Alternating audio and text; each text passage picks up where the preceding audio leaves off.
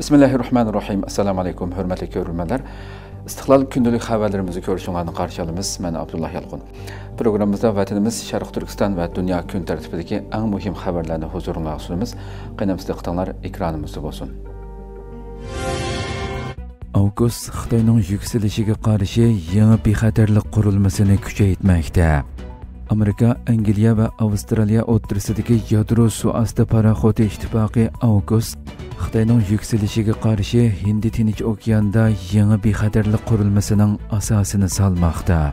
Amerika, Angliya va Avstraliya Hind Tinch okeanida Xitoyning harbiy kengaymichiligi va texnikalik ilgirlishining ochiq tahdid ekanligini qabul qilgandan keyin 2021-yili 15-sentabrda Avgust kelishimi imzolangan edi. Üç taraflik hamkorlikni nishon qilgan Avgust Avstraliyaning Xitoyning harbiy mavjudligiga qarshi tamponliq unsuri sifatida yadro suvosti kemasiga erishishini ta'minlaydi.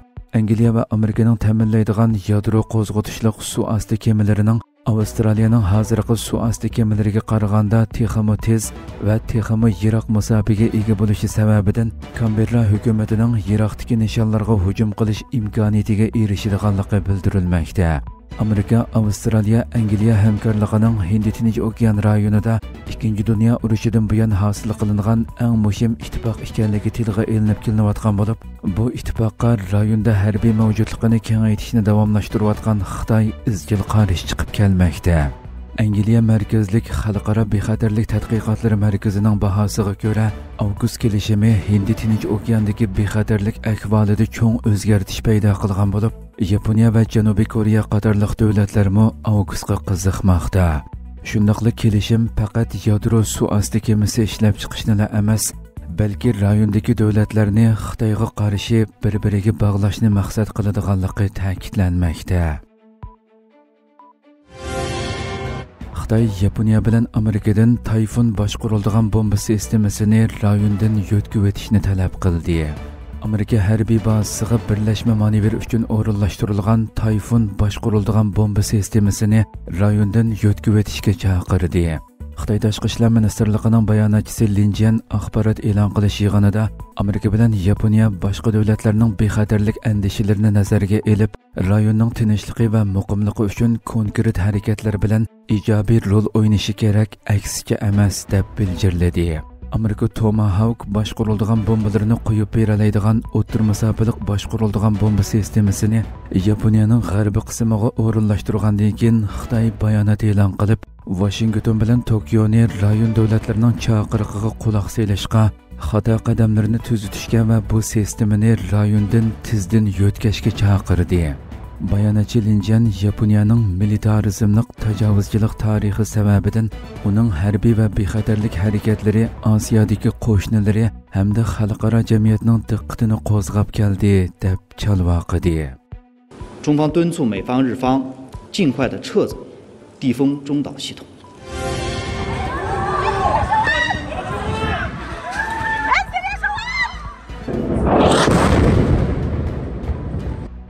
İsrailiya G'azza shahrini ishg'ol qilish uchun quruqlik harakati boshladi. Aksiyosning xabarida Isroiliya armiyasining falastinliklarni majburiy yo'tkash uchun egiz binolarni nishon qilgan va haftalab davomlashgan vahshiyona bombardimondan keyin G'azza shahrini ishg'ol qilish uchun quruqlik harakati boshlaganligi bildirildi. Aksiyos dushanba kuni ismini oshkorlashni xohlamagan Isroiliya amaldorlarining so'zini naql keltirib, tajovuzchilikning boshlanganligini dalilladi. Bu vaziyatning keskinlashishi Amerika Tashqi ishlar ministri Marco Rubioning ishg'ol qilingan Sharqiy Quddusdagi Masjidi Aqsoga yaqin joyda bosh ministr Benyamin Netanyahu bilan ko'rishgandan keyin uzun o'tmay yuz berdi. Xabarga qaraganda, ikki Isroiliya amaldori Rubioning Netanyahuga Trumpning quruqlik harakatini qo'llaydiganligini, ammo uning tez ijro qilinishini va oxirlashishini ko'rishni xohlaydiganligini aytgan. Xabarda yana bir yuqori darajalik Isroiliya amaldorining Rubio quruqlik harakatiga turmuz bosmadi deganligi naql qilindi. Bir amerikalik amaldorning Trumpning Netanyahuni to'xtatmaydiganligini va Isroiliyaning G'azzadagi irqiy qirg'inchilik to'g'risida o'z oldiga qaror chiqarishiga yo'l qo'ydiganligini aytganligini qo'shimcha qildi. Amerikalik amaldor bu Trumpning emas, Bibining, ya'ni Netanyahuning urushi bundan keyin nima ish yuz berishidan qat'iy nazar mas'uliyatni u ustiga oladi dedi.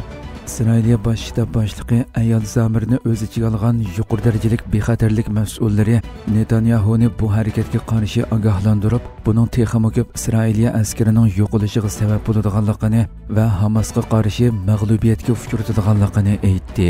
Bundan ilgari BDT'ning ishg'oliyat ostidagi Falastin zemini alohida doklachisi Fransiska Albanese Isroiliyaning G'azzaga qilgan hujumlarini ayblab, bu hujumning G'azzani yashashga bo'lmaydigan joyga aylantirishni maqsad qiladiganligini va irqiy tozalash planining bir qismi ekanligini aytgan edi.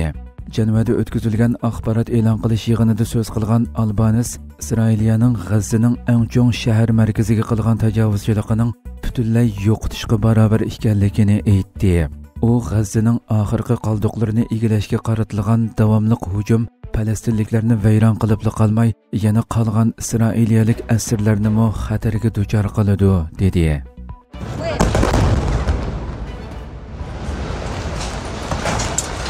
Over the rubble of Al-Ghifari Tower.